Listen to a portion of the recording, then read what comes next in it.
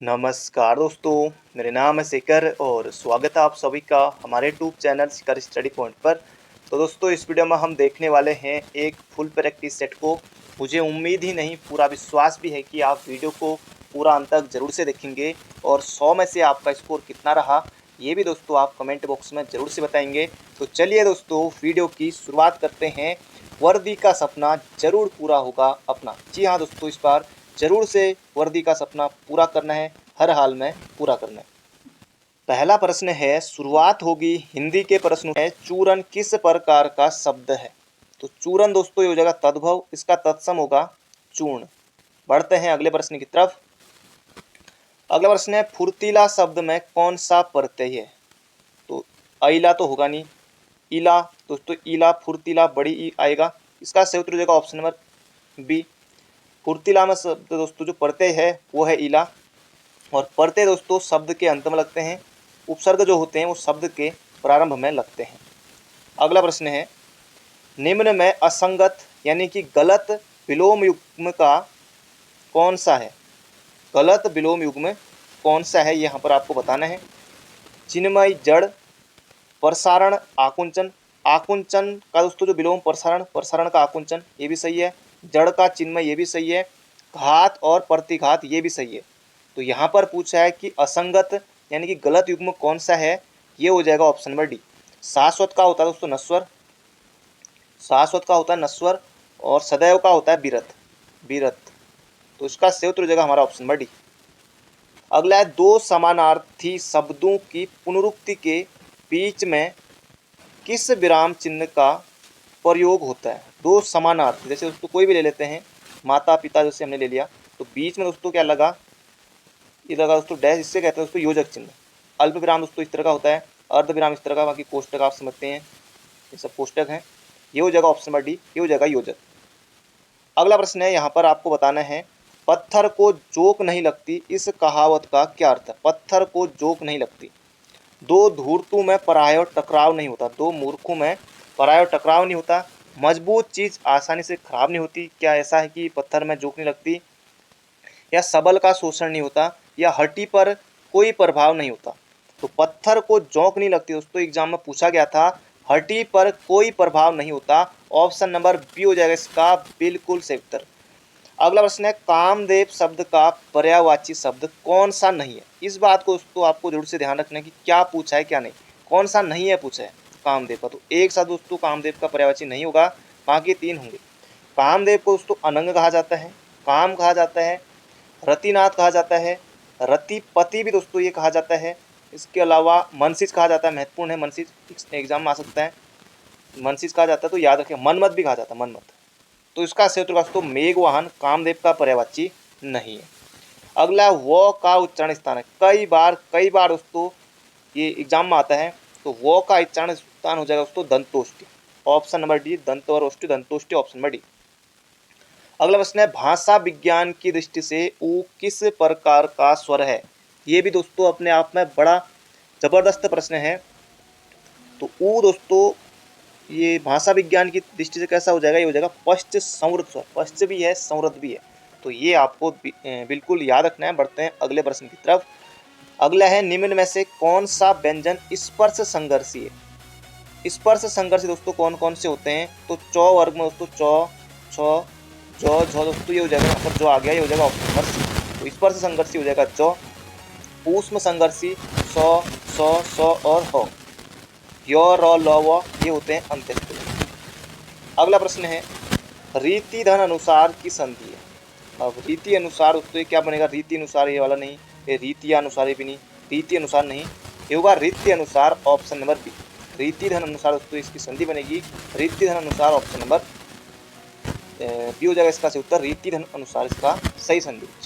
अगला प्रश्न है, काटना का तत्सम क्या होगा? काटना का दोस्तों कर्तन, बिल्कुल आसान है, कोई परेशानी आपको नहीं होनी चाहिए इसमें, काटना हो जाएगा कर्तन।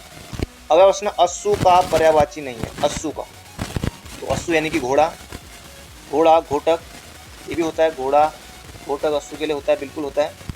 और इसके अलावा घोटकर ये भी होता है, घोटकर ये भी होता है। सैंधव, सैंधव भी दोस्तों घोड़े के लिए होता है। हई भी होता है। ये तरंग दोस्तों नहीं होगा, तुरंग होता है। तरंग दोस्तों लहर के लिए होता है, तुरंग होता है ना कि तरंग। ऑप्शन नंबर बी हो जाएगा इसका बिल्कुल सटीक उत्तर। अगला प्रश्न है रात्रि का पर्यायवाची शब्द। रात्रि को दोस्तों कहेंगे यामिनी। ऑप्शन नंबर ए हो जाएगा इसका सही उत्तर।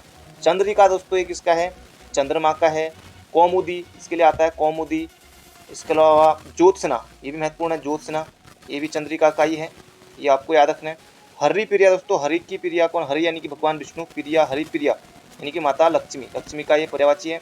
अर्कजा दोस्तों ये कहा जाता है यमुना को, अर्कजा कहा जाता है यमुना को। कालिंदी भी कहा जाता है, ये भी याद रखिएगा यमुना के लिए। इसका सही उत्तर हो जाएगा ऑप्शन नंबर ए यामिनी। अगला प्रश्न है कबीर ने समाज सुधार के अंतर्गत किसका उपदेश नहीं दिया? जाति प्रथा का खंडन बिल्कुल दिया था, मूर्ति पूजा का विरोध ये भी था, हिंदू मुस्लिम का पाखंड ये भी था, स्त्री पुरुष की समानता का दोस्तों ये कबीर ने समाज सुधार के अंतर्गत स्त्री पुरुष समानता का ये उपदेश नहीं दिया था। ऑप्शन नंबर डी हो जाएगा इसका सही उत्तर। कबीर दोस्तों हमारे सिलेबस में है। कबीर दोस्तों निर्गुण संप्रदाय के थे, ये भी आपको बिल्कुल याद रखना, एग्जाम में बनेगा। हजारी प्रसाद द्विवेदी ने कबीर दास को वाणी का डिक्टेटर का है, और शुक्ल जी ने दोस्तों, आचार्य रामचंद्र शुक्ल ने कबीर की भाषा को दोस्तों सुदुक्कड़ी का है, और श्याम सुंदर दास ने कबीर की भाषा को दोस्तों पंचमेल खिचड़ी का है।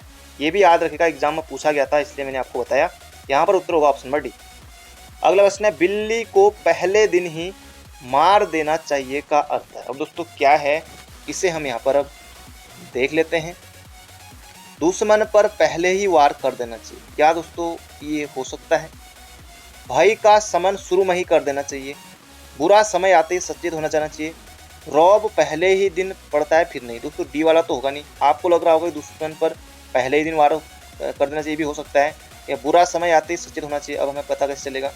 चलो जो भी है, इसका उत्तर दोस्तों भय का समन शुरू में ही कर देना चाहिए, यानी कि बिल्ली को पहले ही दिन मार देना चाहिए। इसका उत्तर हो जाएगा ऑप्शन नंबर बी। अगला प्रश्न है निम्नलिखित में से किसे वृत्ति या व्यापार कहते हैं?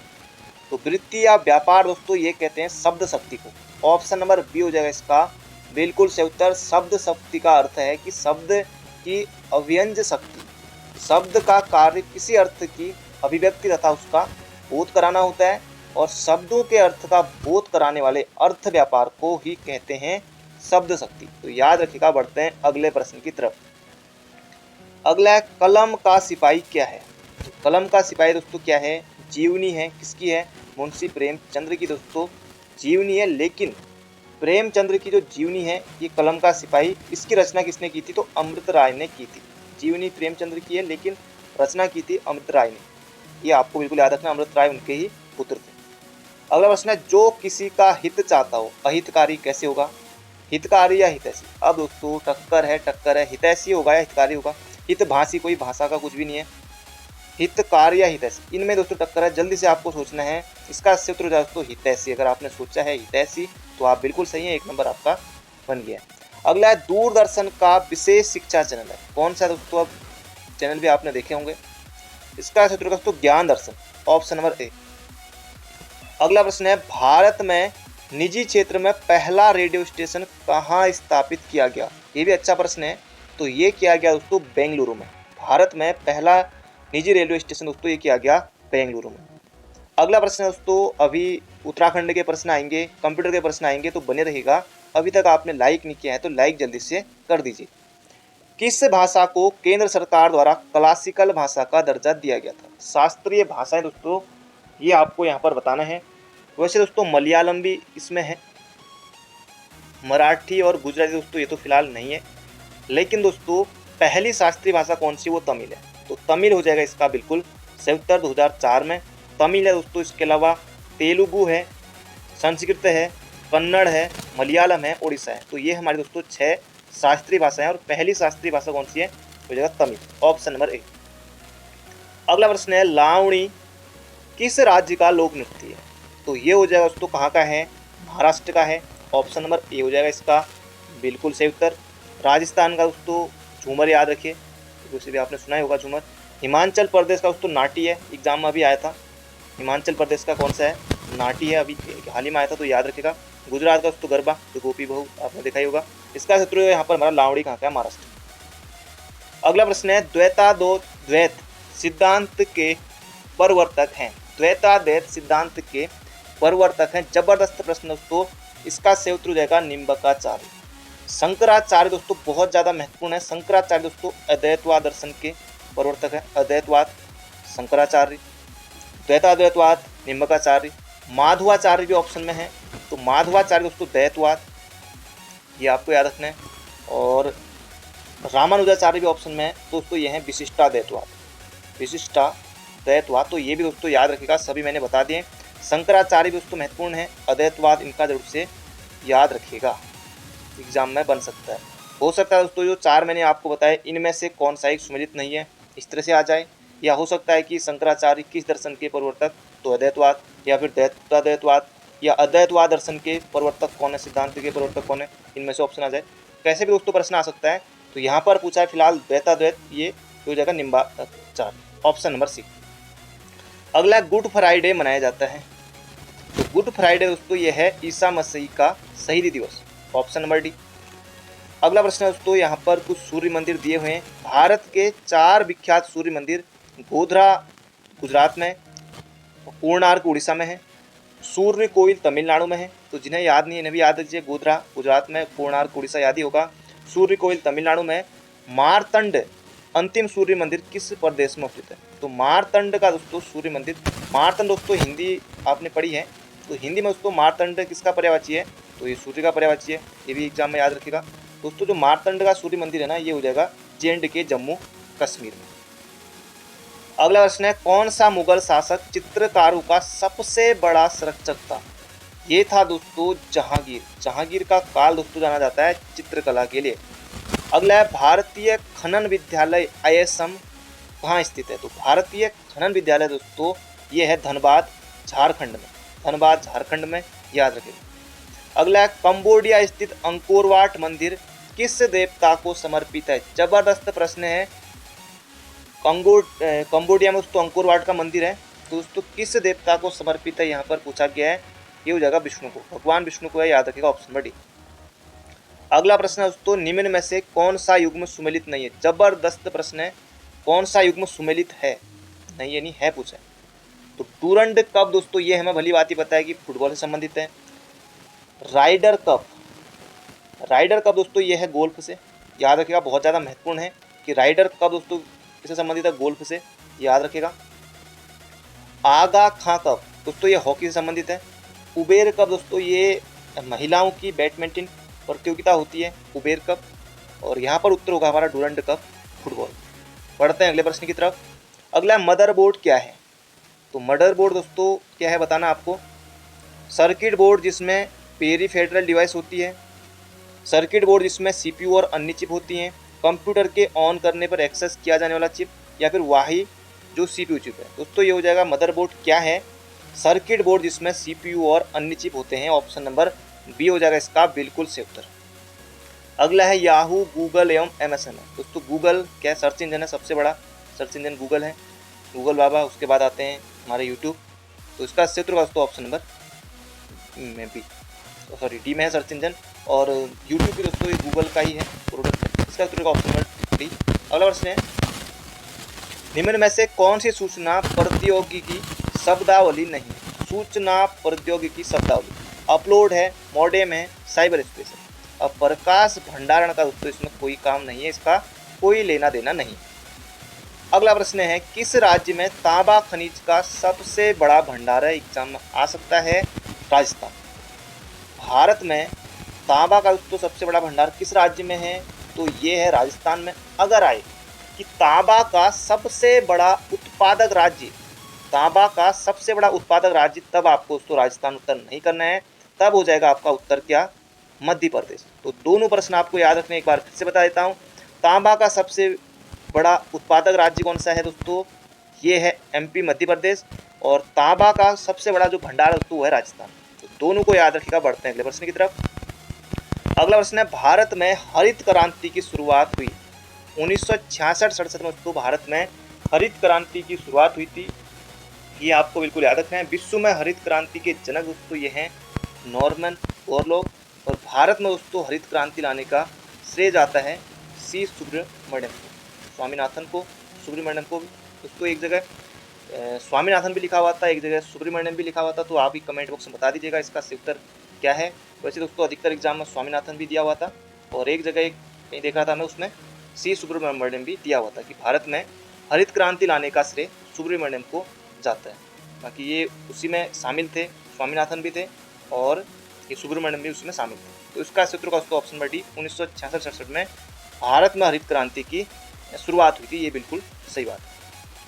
अगला है निम्नलिखित में से कौन सी फसलें जायद में मुख्यतः सिंचित क्षेत्रों में उगाई जाती है। जायद की दोस्तों यहाँ पर आपको बताना है कि जायद की बात हो रही है, यहाँ पर मूंग एवं उड़द हो जाएगा इसका बिल्कुल सही। अगला है राष्ट्रीय हॉर्टिकल्चर मिशन, बहुत ज़्यादा महत्वपूर्ण दोस्तों। राष्ट्रीय बागवानी मिशन भारत सरकार द्वारा कब शुरू किया गया, किस पंचवर्षीय योजना में। दोस्तों पहली बात है कब किया गया, 2005-06 में दोस्तों राष्ट्रीय बागवानी मिशन, राष्ट्रीय हॉर्टिकल्चर मिशन दोस्तों प्रारंभ हुआ था। उस समय थी दोस्तों कौन सी पंचवर्षीय योजना, 10वीं पंचवर्षीय योजना, ऑप्शन नंबर सी। अगला है अल्प विकसित देशों में गरीबी का मुख्य कारण क्या है। यह है दोस्तों आय में असमानता। अल्प विकसित देशों में गरीबी का मुख्य कारण यही है, आय में असमानता। अगला प्रश्न है मुख्यतः गरीबी उन्मूलन हेतु निम्नलिखित में से किस प्रधानमंत्री ने मूल रूप से 20 सूत्री कार्यक्रम प्रारंभ किया। दोस्तों ये जो 20 सूत्री कार्यक्रम है ना, ये आया कब था दोस्तों, ये आया था 20 सूत्री कार्यक्रम की दोस्तों जो घोषणा हुई थी ये हुई थी 1975 में। अब 1975 में प्रधानमंत्री कौन थे, लाल बहादुर शास्त्री करेंगे नहीं क्योंकि इनकी पहले मृत्यु हो जाती है, जवाहरलाल नेहरू नहीं, पहले मृत्यु हो जाती है।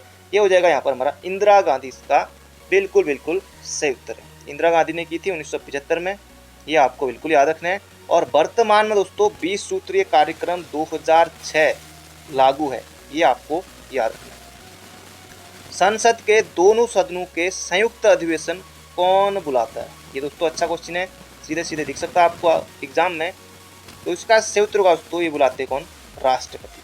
संविधान के अनुच्छेद 108 में दोस्तों राष्ट्रपति दोनों सदनों का संयुक्त अधिवेशन बुलाते हैं, तो बिल्कुल याद रखिएगा एग्जाम में दोस्तों प्रश्न बन सकते हैं। अनुच्छेद 118 में दोस्तों बताया गया, ये भी बहुत ज़्यादा महत्वपूर्ण है। अनुच्छेद 118 में संयुक्त अधिवेशन की अध्यक्षता कौन करेगा दोस्तों, ये करेगा लोकसभा अध्यक्ष। अनुच्छेद 118 बहुत ज़्यादा महत्वपूर्ण है, ये भी आपको याद रखना है। किसी विधानसभा में कोई धन विधेयक निम्न में से किसकी अनुमति के बिना प्रस्तुत नहीं किया जा सकता। दोस्तों यहाँ पर विधानसभा की बात हो रही है, तो विधानसभा में दोस्तों कौन, राज्यपाल। तो इसका सही उत्तर हो जाएगा राज्यपाल के बिना विधानसभा में कोई धन विधेयक नहीं प्रस्तुत नहीं किया जा सकता, ऑप्शन नंबर बी। वित्त मंत्री ये बिल्कुल आपको नहीं करना, ऑप्शन नंबर डी।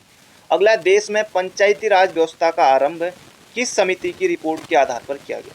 तो बलवंत राय मेहता समिति 1957 दोस्तों आई थी, याद रखिएगा। अगला पंचायती राज संस्थान के अधिकतम आय का स्रोत है। तो पंचायती राज संस्था का दोस्तों अधिकतम आय का स्रोत कौन सा है, स्थानीय कर, संघीय राजवंश में कर, क्षेत्रीय निधि या सरकारी अनुदान। दोस्तों ये है सरकारी अनुदान, ऑप्शन नंबर बी। अगला प्रश्न है भारत सरकार का सांविधानिक अध्यक्ष कौन है। दोस्तों ये भी हमारा यहाँ पर अच्छा प्रश्न है, तो इसका सही उत्तर हो जाएगा यहाँ पर हमारा ऑप्शन नंबर डी, राष्ट्रपति। तो बिल्कुल आपको याद रखना, एग्जाम में देखने को प्रश्न मिल सकता है, राष्ट्रपति इसका सही उत्तर है। अब कुछ दोस्तों बिल्कुल आसान प्रश्न यहाँ पर साइंस के हैं, जो आपने 10वीं में पढ़े होंगे, उससे पहले पढ़े होंगे। वर्णांधता वाले व्यक्ति को लाल रंग दिखाई देगा, तो लाल रंग दोस्तों कैसा दिखाई देगा, ये दिखाई देगा हरा। अब यहाँ पर क्या कह सकते हैं हम, सावन के अंधे को हरे का हरा ही दिखाई देता है, ये हम कह सकते हैं। इसका उत्तर का ऑप्शन बड़ी। अगला प्रोटीन का पाचन कहाँ से प्रारंभ होता है। तो कहाँ से होता है दोस्तों, ये भी आसान है, बचपन से आपने पढ़ा होगा, ये होगा उधर, ऑप्शन नंबर सी। अगला है मानव रुधिर का पीएच, दोस्तों ये होता है 7.4। अगला है सर्वग्राही कौन से रुधिर वर्ग का होता है, सर्वग्राही। दोस्तों इसका सही उत्तर हो जाएगा ए बी, सर्वदाता और सर्वग्राही मंत्र है। सर्वग्राही दोस्तों ये हो जाएगा A B, option number B हो जाएगा इसका बिल्कुल सही उत्तर, सर्वदाता ओ। अगला प्रश्न है पृथ्वी के द्रव पदार्थों के घनीभूत हो जाने से जो चट्टानें बनी हैं उन्हें कहते हैं। जबरदस्त प्रश्न दोस्तों ये भी बन सकता है एग्जाम में, ये हो जाएगा आग्नेय चट्टानें। पृथ्वी के द्रव पदार्थों के घनीभूत हो जाने से बनी चट्टानें दोस्तों ये होती है आग्नेय। अगला है सिस्मोग्राफी किसका विज्ञान है, सभी को 1 नंबर मिल जाएगा, गलती आपको नहीं करनी है। भूकंप इसका सही उत्तर होगा दोस्तों, याद रखें। अगला प्रश्न है, एक समान समय पर तूफान आने वाले स्थानों को मिलाने वाली रेखा क्या कहलाती है? जबरदस्त प्रश्न है, ये हो जाएगा आइसोब्रांट, याद रखिएगा। एक समान समय पर तूफान आने वाले स्थानों को मिलाने वाली रेखा दोस्तों कहलाती है आइसोब्रांट। दोस्तों 50 क्वेश्चन हो गए हैं, अभी उत्तराखंड के प्रश्न दोस्तों आने बाकी हैं, तो बने रहेगा अंत तक। अगला है, बाब अल मंडप जल संधि किन दो सागरों को जोड़ती है? ये भी अच्छा प्रश्न है दोस्तों, ये हो जाएगा लाल सागर एवं अदन की खाड़ी को जोड़ती है। बढ़ते हैं अगले प्रश्न की तरफ। अगला प्रश्न है, सतलज एवं काली नदियों के बीच कौन सा प्रादेशिक विभाग स्थित है? तो काली तो दोस्तों आपको पता है ना, काली नदी कहाँ करके, इसका सही उत्तर होगा दोस्तों कुमाऊं हिमालय, याद रखेगा। सतलज एवं काली के बीच दोस्तों कौन सा है? कुमाऊं हिमालय है। अब नेपाल हिमालय भी देख ही लेते हैं फिर। नेपाल हिमालय दोस्तों काली और किसके बीच है? काली और, जल्दी से लिखिए कमेंट बॉक्स में, काली और पिस्ता के बीच है नेपाल हिमालय। असम हिमालय दोस्तों, असम में पिस्ता अपन पहुँच ही गए हैं, तो पिस्ता और किसके बीच है? यह है दिहांग के बीच, असम हिमालय। और सतलज और काली के बीच कुमायूं, और सतलज और सिंधु के बीच दोस्तों कौन सा हिमालय है? ये हो जाएगा पंजाब हिमालय। इसका सही उत्तर हो जाएगा सतलज एवं काली नदियों के बीच दोस्तों ये हो जाएगा कुमाऊं हिमालय। एग्जाम में देखने को आपको प्रश्न मिल सकता है। अगला, उत्तर प्रदेश में रानी लक्ष्मी बांध परियोजना निर्मित है। ये भी अच्छा प्रश्न है दोस्तों, किस नदी पर है? जल्दी से बताना है, ये हो जाएगा बेतवा नदी पर, बेतवा नदी। अगला प्रश्न है, 2011 की जनगणना के अंतिम आंकड़ों के अनुसार भारत का औसत जनसंख्या घनत्व प्रति वर्ग किलोमीटर कितना है? तो भारत का दोस्तों जनघनत्व कितना है? यह है 382। उत्तराखंड का कितना दोस्तों? 189। तो दोनों याद रखिए, एग्जाम में देखने को आपको मिल सकते हैं। भारत में निम्नलिखित पार्कों को उत्तर से दक्षिण की ओर क्रमबद्ध कीजिए। उत्तर कार्बेट है, इंद्रावती है, नागरहोल है, माधवपुर। दोस्तों आपको कार्बेट तो पता है ना कि अपने यहाँ करके, तो कार्बेट दोस्तों पहले आएगा, सबसे पहले 3, इसमें नहीं है, इसमें नहीं है, इसमें नहीं। दोस्तों देखिए, एक ही से सिंपल उत्तर आ गया। जितना बड़ा प्रश्न दिखने का उतना आसान होता है उस प्रश्न को सॉल्व करना। तो जो आपको बड़ा लगता है दोस्तों वही उतना आसान है। देखिए कितना आसान है। कार्बेट कहाँ है दोस्तों? ये उत्तराखंड, इस तरह से करेंगे हम। और उसके बाद दोस्तों ये आएगा माधव, माधव यानी कि दोस्तों ये कहाँ है? एमपी में है, तो मध्य प्रदेश। इंद्रावती दोस्तों ये है कहाँ? ये है दोस्तों इंद्रावती छत्तीसगढ़ में, इंद्रावती छत्तीसगढ़ में है। नागरहोल दोस्तों ये कहाँ है? ये दोस्तों कर्नाटक में। तो इस तरह से दोस्तों ये क्रम बनेगा, ये हो जाएगा ऑप्शन नंबर डी। अगला है, राष्ट्र संघ की स्थापना कब हुई? जबरदस्त प्रश्न है, बहुत से बच्चे इसमें गलती करने वाले हैं। राष्ट्र संघ की स्थापना हुई थी दोस्तों 10 जनवरी 1920 को। बिल्कुल याद रखेगा, एग्जाम में बनेगा, बहुत से बच्चे गलती करेंगे। राष्ट्र संघ की स्थापना 10 जनवरी 1920 को हुई थी दोस्तों, सीधे सीधे एग्जाम में बनेगा प्रश्न।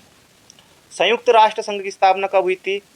24 अक्टूबर 1945 को। ये भी आपको याद रखना है। नाटो की स्थापना दोस्तों एग्जाम में बन सकता है, मुफ्त में 1 नंबर मिलेगा, याद कर लीजिए। नाटो की फुल फॉर्म आप बताइएगा कमेंट बॉक्स में। स्थापना दोस्तों कब हुई थी? तो 4 अप्रैल 1949 को हुई थी। हेडक्वार्टर दोस्तों कहाँ? ब्रुसेल्स में। ये भी याद रखेगा। इसका सही उत्तर हो जाएगा राष्ट्र संघ 10 जनवरी 1920 को। बिल्कुल बिल्कुल आपको याद रखना, एग्जाम में देखने को मिलेगा साक्षात प्रश्न। निम्न में से कौन पहले, निम्न घटनाओं में से पहले घटित हुई? अमेरिकी क्रांति 1776, रूसी क्रांति दोस्तों ये रूसी क्रांति हुई थी 1917 में। फ्रांसीसी क्रांति कब हुई थी? तो 1789 में। तो और भारत का स्वतंत्रता संग्राम दोस्तों ये तो आपको बताइए 1857 में। तो ये हो जाएगा ऑप्शन नंबर डी हमारा, अमेरिकी क्रांति। अगला प्रश्न है, किस आंदोलन का नेतृत्व करने के लिए मार्टिन लूथर किंग को जाना जाता है? जबरदस्त प्रश्न है, एग्जाम में दोस्तों ये प्रश्न आपको देखने को मिल सकता है। और इसका सही उत्तर हो जाएगा हमारा ऑप्शन नंबर सी, रंग भेद के विरुद्ध। अगला प्रश्न है, महात्मा गांधी की हत्या कब हुई थी? बिल्कुल आसान है, 30 जनवरी 1948 को। बिल्कुल आपको याद रखना है। 2 अक्टूबर 1869 को इनका जन्म हुआ था, पोरबंदर गुजरात। अगला प्रश्न है, भारत में अंग्रेजों के समय प्रथम जनगणना किसके कार्यकाल में हुई? तो ये भी अच्छा प्रश्न है, कई बार आता है एग्जाम में। तो प्रथम जनगणना पूछा है दोस्तों, ये हो जाएगा लॉर्ड मेयो, 1872 में हुई थी, लॉर्ड मेयो के समय। पहली नियमित जनगणना, पहली दशकीय जनगणना दोस्तों ये हुई थी लॉर्ड रिपन के समय से, 1881 से। ये भी आपको याद रखना, एग्जाम में आ सकता है। अगला प्रश्न है, किसने सहिष्णुता, उदारता और करुणा के त्रिविध आधार पर राजवंश की स्थापना की? जबरदस्त प्रश्न है ये भी, ये हो जाएगा अशोक। अशोक। अगला प्रश्न है दोस्तों, यहाँ से शुरू होते हैं हमारे उत्तराखंड के महत्वपूर्ण प्रश्न। आगे बढ़ें उससे पहले वीडियो को लाइक कर दीजिए और अंत तक बने रहिएगा। कालिदास की वह पुस्तक जिसमें गढ़वाल हिमालय को गौरी गुरु कहा गया है। जबरदस्त प्रश्न है और यहाँ पर अब कालिदास की ही सारी रचना दे दी गई हैं, जैसे रघुवंश कालिदास की है, कुमार संभवम ये भी कालिदास की है, मेघदूतम ये भी कालिदास की है, अभिज्ञान शाकुंतलम ये भी कालिदास की ही रचना है। इसका सही उत्तर हो जाएगा रघुवंश में गढ़वाल हिमालय को गौरी गुरु कहा गया है। याद रखिएगा, एग्जाम में प्रश्न आ सकता है। अगला प्रश्न है, जेलंग पर्वत शिखर स्थित है। तो जेलंग पर्वत दोस्तों ये है उत्तरकाशी में, एग्जाम में आया हुआ था। पहले दोस्तों इसका उत्तर गलत दिया था, फिर डिलीट हुआ था ये प्रश्न, फिर उत्तरकाशी दोस्तों इसका उत्तर था। ये आपको याद रखना है। इसकी ऊंचाई दोस्तों 58-71 मीटर है, ये भी आपको याद रखना है, उत्तरकाशी में है। अगला प्रश्न है, रैमजे साहब द्वारा रामनगर की स्थापना कब की गई? तो रैमजे ने दोस्तों रामनगर को बसाया था 1850 में। ये आपको बिल्कुल याद रखना है, एग्जाम में दोस्तों प्रश्न बन सकता है। रामनगर दोस्तों कोसी नदी के तट पर है, ये भी आपको याद रखना है। रामनगर में गर्जिया देवी मंदिर है और रामनगर में उत्तराखंड विद्यालय शिक्षा परिषद भी कहाँ है? वो भी रामनगर में ही है। अगला प्रश्न है, आज़ाद हिंद फौज में राज्य से सम्मिलित क्रांतिकारी थे। आज़ाद हिंद फौज में उत्तराखंड से दोस्तों लगभग कितने क्रांतिकारी थे? 2500। ऑप्शन नंबर डी हो जाएगा इसका बिल्कुल सही उत्तर। आज़ाद हिंद फौज का गठन दोस्तों ये किसने किया था? ये किया था दोस्तों सुभाष चंद्र बोस ने, नेताजी बोस ने किया था 1943 में, 21 अक्टूबर 1943 को। कहाँ किया था? सिंगापुर में। ये भी आपको याद रखना है, एग्जाम में आ सकता है। अगला प्रश्न है, मंदाकिनी और धुलगाड़ के संगम पर स्थित है। मंदाकिनी और धुलगाड़ दोस्तों ये है अगस्त्य मुनि, याद रखिएगा, अगस्त्य मुनि रुद्रप्रयाग मंदाकिनी और धुलगाड़ के संगम पर है। एग्जाम में प्रश्न आपको देखने को मिल सकता है। अगला प्रश्न है, पंचशिला में कौन सी शिला शामिल नहीं है? दोस्तों अभी कुछ दिन पहले ही पंचकुंड, पंचशिलाएं, पंचबदरी सभी दोस्तों मैंने आपको बताया था। यहाँ पर प्रश्न आया है पंचशिला में कौन शामिल नहीं है? पंचशिला में दोस्तों गरुड़ शिला है, बारहा शिला है, नारद शिला ये भी है, इसके अलावा मार्कंडेय शिला है, ये भी आपको बिल्कुल याद रखना है, नारद शिला। और दोस्तों कौन सी शिला है? नरसिंह शिला है, ये भी आपको याद रखना है। भुरगु शिला नहीं है दोस्तों, भुरगु क्या है? धारा है, भुरगु धारा, प्रहलाद धारा, ये भुरगु दोस्तों ये है धारा, याद रखिएगा। इसका सही उत्तर हो जाएगा, शिला नहीं है, ये है धारा। ऑप्शन नंबर ए होगा इसका बिल्कुल सही उत्तर, एग्जाम में आ सकता है। अगला प्रश्न है, बूढ़ा केदार किस ताल के निकट है? बूढ़ा केदार दोस्तों अब टिहरी में है। किस ताल के निकट है? वेदनी, बुग्याल, चमोली, बांसुकी ताल, अप्सरा ताल, महासर ताल। अब बांसुकी ताल टिहरी रुद्रप्रयाग, बचा यहाँ पर हमारा महासर ताल और अप्सरा ताल। तो इसका उत्तर क्या होगा दोस्तों? इसका उत्तर हो जाएगा महासर ताल, जो कि दोस्तों टिहरी में है। भाई बहन का ताल इसे कहा जाता है। तो बूढ़ा केदार के दोस्तों निकट है। इस तरह के क्वेश्चन दोस्तों आजकल एग्जाम में ज़्यादा आते हैं। अगला है, पटांगड़िया पर्यटन विकास मेला कहाँ लगता है? ये भी जबरदस्त क्वेश्चन है अपने आप में, ये हो जाएगा रुद्रप्रयाग में। अगला प्रश्न है, स्वामी चिन्मय मिशन का मुख्यालय स्थित है। ये भी अच्छा प्रश्न है। तो इसका सही उत्तर हो जाएगा दोस्तों उत्तरकाशी में है। स्वामी चिन्मय मिशन का मुख्यालय उत्तरकाशी में है। अगला सुतुआ बनाया जाता है। सुतुआ बनाया जाता है दोस्तों, सुतुआ चांदी के बने रिंग को, इसको मतलब चांदी का बनता है दोस्तों, इसको पहनते हैं कहाँ? गले में। तो आपने देखा भी होगा पहाड़ में दोस्तों, ये चांदी का होता है। ऑप्शन नंबर डी हो जाएगा इसका सही उत्तर। अगला प्रश्न है, तीसरा सुख शैलेश मटियानी की किस विधा की रचना? तीसरा सुख कौन से सुख की इसमें बात की होगी, पढ़ना पड़ेगा। तो तीसरा सुख शैलेश मटियानी की किस विधा की रचना? दोस्तों इस तरह क्वेश्चन भी एग्जाम में आते हैं, ये दोस्तों कहानी है। अगला प्रश्न है, देवज्ञ नाम से जाने जाते हैं। राज्य में देवज्ञ कहा जाता है। पीताम्बर दत्त बर्थवाल दोस्तों आपको नहीं करना है। इसका सही उत्तर है, मुकुंद राम बर्थवाल को कहा जाता है देवज्ञ नाम से। बिल्कुल याद रखिएगा, एग्जाम में बनेगा। अगला प्रश्न है, पहाड़ सस्ता नैनीताल की स्थापना की गई। दोस्तों इसकी स्थापना की थी शेखर पाठक ने। पहाड़ पत्रिका दोस्तों ये भी नैनीताल से निकलती है, इसी संस्था के द्वारा। शेखर पाठक दोस्तों इसके संस्थापक हैं। तो पहाड़ सस्ता, पहाड़ पत्रिका दोस्तों ये नैनीताल से निकलती है, ये आपको याद रखना है। और पहाड़ सस्ता के द्वारा ही दोस्तों अस्कोट आराकोट यात्रा का भी आयोजन किया जाता है, ये भी आपको याद रखना है। अगला प्रश्न है, विक्टोरिया क्रॉस गब्बर सिंह नेगी को कब दिया गया? तो गब्बर सिंह नेगी को दोस्तों ये दिया गया था 1915 में, 1914 में दिया गया था दरबान सिंह नेगी को। प्रथम विश्व युद्ध के दौरान दोस्तों भारत को 5 विक्टोरिया क्रॉस मिले थे, उसमें 2 थे हमारे उत्तराखंड से, एक गबर सिंह नेगी और दूसरे दरबान सिंह नेगी। पहले दरबान सिंह नेगी थे 1914 में उन्हें मिला था और दूसरे थे गबर सिंह नेगी 1915 में इन्हें मिला था। अगला प्रश्न है, पंडित गोविंद बल्लभ पंत पर 15 पैसे का डाक टिकट कब जारी किया गया? दोस्तों ये कब जारी किया गया था? 1965 में। 1957 में दोस्तों इन्हें मिला था भारत रत्न गोविंद बल्लभ पंत को, ये भी आपको याद रखना है। तो 1965 इसका बिल्कुल सही उत्तर होगा। एग्जाम में आएगा कि केदारनाथ धाम पर डाक टिकट कब जारी हुआ? तो ये हुआ 2001 में। ब्रह्म कमल पर IMA पर कब हुआ? 1982 में। ये भी आपको याद रखना एग्जाम में बनेगा।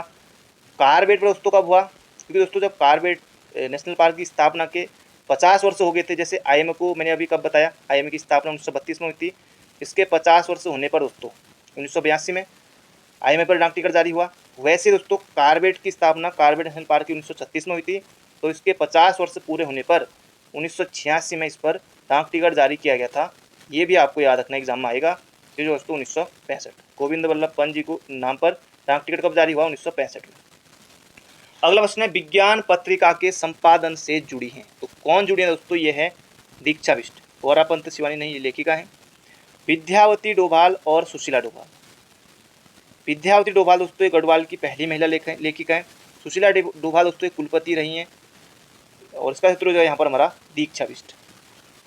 अगला प्रश्न है, चंडी प्रसाद भट्ट को पर्यावरण संरक्षण के लिए रमन मैग्सेसे पुरस्कार कब मिला? सदाबहार प्रश्न एग्जाम में आता है। चंडी प्रसाद भट्ट को रमन मैग्सेसे पुरस्कार दोस्तों ये मिला था 1982 में। गांधी शांति पुरस्कार मिला था 2013 में, ये भी आपको याद रखना है। और रमन मैग्सेसे पुरस्कार दोस्तों अभी तक 2 ही लोगों को मिला उत्तराखंड से, चंडी प्रसाद भट्ट को 1982 में और दीप जोशी को 2009 में, ये भी आपको याद रखना है। अगला प्रश्न है, श्रीयंत्र टापू कांड घटित हुआ था, तो ये हुआ था 10 नवंबर 1995 को। राजेश रावत और यशोधर बेंजवाल इसमें शहीद हो गए थे श्रीयंत्र टापू कांड में, तो इसका सही उत्तर हो जाएगा ऑप्शन नंबर सी। अगला प्रश्न है, उच्च न्यायालय भवन का निर्माण किसने करा है? ट्रेल रैमजे या ये और भी दोनों? गलती हो जाएगी अगर ये आप करेंगे तो ट्रेल रैमजे। ये हो जाए तो सेंटोनी मैकडोनाल्ड ने उच्च न्यायालय भवन का निर्माण कराया था, बिल्कुल याद रखेगा। उच्च न्यायालय भवन की दोस्तों जो नींव कब रखी गई थी, ये प्रश्न भी सीधे सीधे आपको एग्जाम में दिखेगा। 27 अप्रैल 1897 को नैनीताल स्थित उच्च न्यायालय भवन की दोस्तों नींव रखी गई थी, ये भी आपको बिल्कुल याद रखना। गवर्नर हाउस इसे कहा जाता है। 1900 में दोस्तों इसका निर्माण कार्य पूरा होता है और सेंटोनी मैकडोनाल्ड के द्वारा दोस्तों इसका निर्माण कराया जाता है। जबकि दोस्तों डिजाइन किसने तैयार किया था? डिजाइन तैयार करने वाले व्यक्ति अलग हैं। डिजाइन दोस्तों तैयार किया था स्टीवन्स व ऑडिटर ने। स्टीवन्स व ऑडिटर ने, ये भी आपको याद रखना है, बिल्कुल छपेगा एग्जाम में, याद रखेगा। तुमड़ियाबाद कहाँ है? दोस्तों उधम सिंह नगर में है, काशीपुर में। तुमड़ियाबाद याद रखेगा, एग्जाम में आया था। अनुसूचित जनजाति ST की सबसे कम किस जिले में है? आबादी किस जिले में दोस्तों ST सबसे ज़्यादा कम? दोस्तों रुद्रप्रयाग में है। ऑप्शन नंबर बी हो जाएगा इसका बिल्कुल सही उत्तर, रुद्रप्रयाग। एग्जाम में दोस्तों ये प्रश्न आपको देखने को मिल सकता है। 383। अगला प्रश्न है, फादर ऑफ जौनसार किसे कहा जाता है? ये भी अच्छा प्रश्न है दोस्तों। ये कहा जाता है भाव सिंह चौहान को, फादर ऑफ जौनसार। पंडित शिवराम को दोस्तों, ये हैं जौनसार के प्रथम कवि कौन है? तो ये हैं पंडित शिवराम, जौनसार के प्रथम कवि पंडित शिवराम है। गुलाब सिंह दोस्तों, ये हैं जौनसार में राजनीतिक जन जागरूकता का जनक कहा जाता है गुलाब सिंह को। और रतन सिंह जौनसारी, ये दोस्तों जौनसार के आधुनिक कवि हैं, रतन सिंह जौनसारी। तो फादर ऑफ जौनसार बाबर दोस्तों ये कहा जाता है भाव सिंह चौहान को। कुछ भी एग्जाम में आ सकता है, इसलिए आपको सभी याद रखने दोस्तों एग्जाम में, फिर ये बार बार हम भूल जाते हैं, गलती हो जाती है, आप याद रखना। अगला प्रश्न है, वारदा नाटी लोक नृत्य दोस्तों ये है जौनसारी का, याद रखेगा, सीधे सीधे एग्जाम बनेगा वारदा नाटी जौनसारी। मौलाराम उपासक था। अब दोस्तों बताना है मौलाराम किसके उपासक थे? दोस्तों ये थे माँ काली के, जगदम्बा काली के उपासक थे मौलाराम। ऑप्शन नंबर बी हो जाएगा इसका बिल्कुल सही उत्तर। मौलाराम का जन्म दोस्तों हुआ था 1743 में, मृत्यु हुई थी दोस्तों इनकी 1833 में, ये भी याद रखेगा। मौलाराम की चित्रशाला दोस्तों ये है श्रीनगर पौड़ी गढ़वाल में। मनमत पंथ दोस्तों इन्होंने चलाया था। अगला प्रश्न है, एक नाली बराबर होता है, तो एक नाली में दोस्तों 200 वर्ग मीटर होते हैं। ऑप्शन नंबर बी हो जाएगा इसका बिल्कुल सही उत्तर। सीधे सीधे मौजबानी याद रखिए। अगला आवाज़ भी एक जगह रचना है। दोस्तों कई बार एग्जाम में आता है। पहाड़ पर लालटेन, बहुत बार दोस्तों आया था पहाड़ पर लालटेन, जिसकी रचना दोस्तों वही आवाज़ भी एक जगह है, ये भी उन्हीं की रचना है। दोस्तों इसका सही उत्तर हो जाएगा मंगलेश डबराल। पहाड़ पर लालटेन, घर का रास्ता, हम जो देखते हैं, नए युग में शत्रु, आवाज़ भी एक जगह है, ये सब रचनाएं हैं मंगलेश डबराल की। कबूतर खाना, छोटे छोटे पक्षी, शैलेश मटियानी की। मुठभेड़ उपन्यास, शैलेश मटियानी, ये भी आपको याद रखना है। दो पंक्तियों के बीच, ये है राजे जोशी की। और शेखर जोशी दोस्तों, दाजू का घटवार, कोसी, ये सब इनकी रचना है। कोसी का घटवार, दाजू, ये सब दोस्तों इन्हीं का है, शेखर जोशी का। अगला है मधुमिता बिष्ट का संबंध है। दोस्तों ये है बैडमिंटन क्वीन इन्हें कहा जाता है, ऑप्शन नंबर बी हो जाएगा इसका बिल्कुल सही उत्तर। अगला प्रश्न है कस्तूरबा गांधी विश्वविद्यालय की स्थापना कब हुई। दोस्तों ये आपने देखे भी होंगे, कस्तूरबा गांधी विद्यालय, और इनकी स्थापना दोस्तों कब हुई थी, ये हुई थी 2004 में। ऑप्शन नंबर बी हो जाएगा इसका, सी हो जाएगा इसका सही उत्तर। कस्तूरबा गांधी दोस्तों महात्मा गांधी की पत्नी थी, इसका सही उत्तर हो जाएगा ऑप्शन नंबर सी। अगला प्रश्न है बागेश्वर के गोमती में पुल का निर्माण 1848 में किस कमिश्नर द्वारा कराया गया। दोस्तों ये कराया गया था टॉम लूसिंगटन के द्वारा। गोमती नदी पर दोस्तों जो पुल है ये कराया गया था, ऑप्शन नंबर सी हो जाएगा इसका सही उत्तर। अगला प्रश्न है पंवार वंश में शराब बनाने की कला को कहा जाता था। ये भी दोस्तों कैसा प्रश्न है, जबरदस्त प्रश्न नहीं हो जाएगा, कलाल, बिल्कुल आसान है। अगला है देवप्रयाग में संस्कृत पाठशाला बनवाई थी। अब दोस्तों दो चीज़ हैं, एक तो है संस्कृत पाठशाला, एक है हिवेट संस्कृत पाठशाला, दोनों आपको बताता हूँ मैं। देवप्रयाग में संस्कृत पाठशाला अगर ये एग्जाम में आएगा तो ये बनाई थी 1862 में। तो 1862 में कौन, भवानी शाह इसका सही उत्तर है। अगर आएगा कि हिबेट संस्कृत पाठशाला की स्थापना किसने की, तो 1909 में।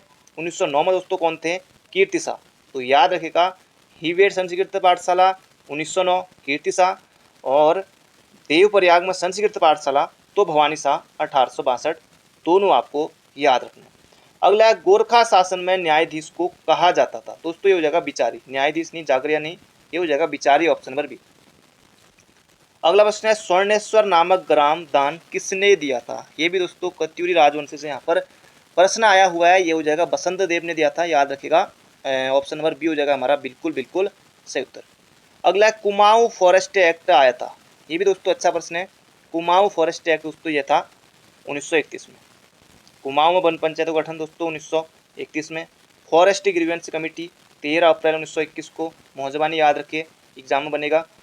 राज्य में सर्वाधिक सीमेंट फैक्ट्रियां स्थित हैं। दोस्तों यह है दून में, देहरादून, इसका सही उत्तर हो जाएगा ऑप्शन नंबर बी। अगला प्रश्न है गौचर मेला। गौचर दोस्तों कहाँ है, चमोली में है। और गौचर मेला दोस्तों इसकी शुरुआत कब हुई थी, कब से हुई थी, तो 1943 से हुई थी। डिप्टी कमिश्नर बर्नेडी के द्वारा दोस्तों इसकी शुरुआत की गई थी। कितने दिनों तक दोस्तों ये चलता है, लगभग दोस्तों ये 7 दिनों तक चलता है, इसका सही उत्तर हो जाएगा ऑप्शन नंबर बी। अगला प्रश्न है केदारनाथ धाम किस नदी के तट पर स्थित है। दोस्तों ये है Kedarnath Dham, option number A Mandakini. Jageshwar Dham किस नदी के तट पर है, ये आप बताएंगे कमेंट बॉक्स में, कई बार हम देख चुके हैं। जागेश्वर धाम दोस्तों किस नदी के तट पर है, ये आप बताएंगे कमेंट बॉक्स में। बद्रीनाथ धाम अलकनंदा है। अगला प्रश्न है ब्रिटिश काल में केदारनाथ बद्रीनाथ अधिनियम किस वर्ष पारित हुआ था, 1948 और 1939। इन दो ऑप्शनों में आपको लग रहा होगा अगर आपने पढ़ा है तो, अगर आपने अच्छे से पढ़ा है तब आप इसका उत्तर आसानी से दे पाएंगे, कोई दिक्कत आपको नहीं होगी। ब्रिटिश काल में केदारनाथ एवं बद्रीनाथ अधिनियम दोस्तों ये आया था 1939 में। बिल्कुल याद रखेगा, सीधे सीधे एग्जाम में ये प्रश्न आपको देखने को मिल सकता है। अगर आए कि केदारनाथ मंदिर समिति दोस्तों ये कब बनी थी, 1948 में, ये भी आपको याद रखना है। अगला प्रश्न है भगवान भैरवनाथ मंदिर, भगवान भैरवनाथ किस मंदिर के रक्षक देवता हैं। दोस्तों ये कौन है, यहाँ पर आपको बताना है, ये हो जाएगा केदारनाथ के रक्षक देवता दोस्तों कौन है, भैरवनाथ है। और बद्रीनाथ के रक्षक देवता दोस्तों कौन है, ये प्रश्न भी एग्जाम बनेगा, तो ये हैं क्षेत्रपाल। बद्रीनाथ के रक्षक देवता कौन है, क्षेत्रपाल दोस्तों, ये भी आपको याद रखना है। और भैरवनाथ किसके हैं, तो केदारनाथ के। तो ये थे दोस्तों आज के हमारे महत्वपूर्ण प्रश्न। बाकी मिलते हैं बहुत जल्दी एक नई वीडियो में। चैनल पर नए हो तो चैनल को सब्सक्राइब जरूर कर लीजिएगा, वीडियो को लाइक नहीं किया है तो लाइक करके जुड़ जाएगा। Thank you friend, thank you so much. अपना ध्यान रखिए, स्वस्थ रहिए, मस्त रहिए, हंसते रहिए, मुस्कुराते रहिए। मिलेंगे बहुत जल्दी एक नई वीडियो में।